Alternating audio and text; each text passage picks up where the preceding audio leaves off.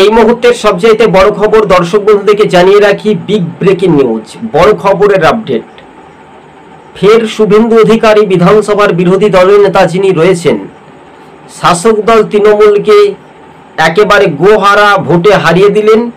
সমবায় সমিতির নির্বাচনে তাজপুরে 18টি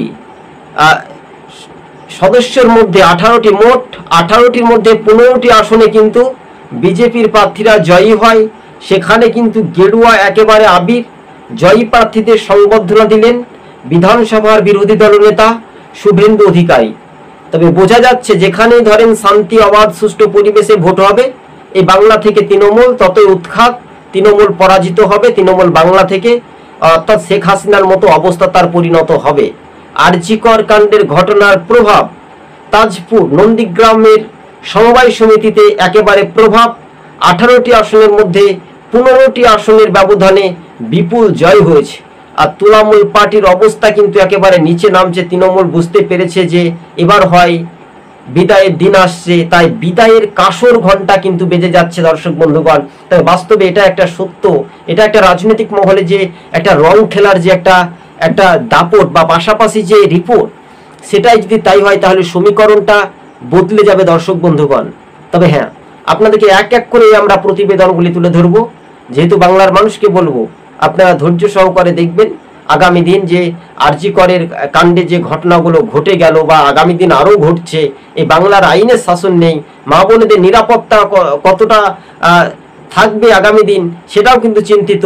তবে দেশে একটা আইন পাশ করা উচিত, যারা এইভাবে দোষীরা মারধর শুরু করবে মা বোনেদের উপর, ডাক্তারদের উপর, নার্সদের উপর, তাদের বিরুদ্ধে কঠোর কঠোর শাস্তির প্রয়োজন দাবি আছে। কিন্তু আমরা দেখতে পেলাম সমবায় সমিতির নির্বাচনে নন্দীগ্রামে তাজপুরে একেবারে খুবই গুরুত্বপূর্ণ বিষয়, সেই তাজপুরে কিন্তু ভোটে হেরে গেল তৃণমূল পার্টি। তৃণমূলের অবস্থা একেবারে পাতলা কেরোসিনের মতো। নন্দীগ্রাম আপনাদেরকে বলি, যে কোনো রাজনৈতিক দল আপনি করতে পারেন, কোনো অসুবিধা কোনো সুবিধা নেই। কেন? নন্দীগ্রাম এবং পূর্ব মেদিনীপুর জেলা শুভেন্দু অধিকারী বা শিশির অধিকারীর জেলা ঘাটি নামেই পরিচিত। সেখানে দেখুন 2টি লোকসভা আসনে বিজেপি জয় হয়েছে, বিধানসভায় সেখানেও ভালো ফলাফল করেছে। নন্দীগ্রামে বাংলার মুখ্যমন্ত্রীকে ভোটে হারিয়েছিলেন শুভেন্দু অধিকারী, আর মুখ্যমন্ত্রী বড় বড় কথা বলেন যে অমুক নেতা হেরে গেছে ভোটে, আমাদের হেরে গেছে, তাকে হারিয়ে দিয়েছে, আপনি তো হেরেছিলেন ভোটে। এই কথার মনোযোগ দিয়ে বাংলার মানুষকে আমরা বোঝাতে চাই বা বলতে চাই, আগামী দিনের স্বচ্ছ নিয়োগে যদি ভোট হতো ওই বাংলায়, তাহলে তৃণমূল তো ক্ষমতায় আসতে পারত। পঞ্চায়েতে ব্যালট চিবিয়ে, কিন্তু সমবায় সমিতির নির্বাচনে তো আর চিবিয়ে খাওয়া যাবে না। ওই 18টা সদস্য রয়েছে যে সমবায়, আপনি কৃষক, মানে আপনি জমি যেটা ওই ধান বিক্রি করেন সমবায় সমিতিতে, সেই তাদের সদস্য বা আমি সদস্য রয়েছি বা সেই তৃণমূলের সদস্য নেই, এইভাবে কিন্তু সদস্যগুলো করানো হয়। কিন্তু বাংলার মানুষকে বলতে চাই, সবুজবঙ্গ নিউজে আপনাদের সঙ্গে আমরা প্রতিবেদনটি তুলে ধরছি, চোখে চোখ রেখে। শাসক দল তৃণমূল পার্টি বুঝতে পেরেছে যে কত ধানে কত চাল, আর তাদের রিহাই নেই বা রিয়াদ নেই। স্বাভাবিকভাবে নিম্নমানের মানুষের উদ্দীপনায়, মানুষের স্বাভাবিকভাবে আগামী দিন যে ভরসা বা আগামী দিনের যে একটা আত্মবিশ্বাস, সেটা কিন্তু তৃণমূল বুঝতে পেরেছে। কেঁচো করতে কেউটো বার হচ্ছে শাসক দল তৃণমূলের। তাই আরজিকরের কাণ্ডের ঘটনার প্রভাব কিন্তু দেখিয়ে দিল।